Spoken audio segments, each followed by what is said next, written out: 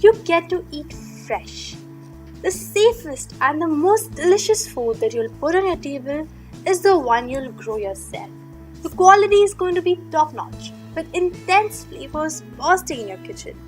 All the foodies and chefs out there, you'll know that real food begins with quality ingredients. What you're missing out on is a crunch of homegrown spring onions.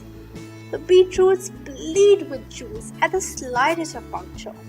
Not the stones you buy from the market that have been older than weeks. The spinach so beautifully green and safe, not sprayed with harmful and deadly pesticides and grown by the railway tracks, which according to research is unsafe for consumption. And you know what happens there early in the morning? And then washed with contaminated water. Pretty filthy. Every person works for what? At the end, to have food in your plate.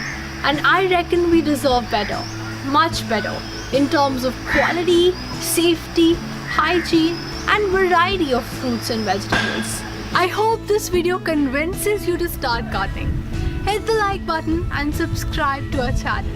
There is great love here for us.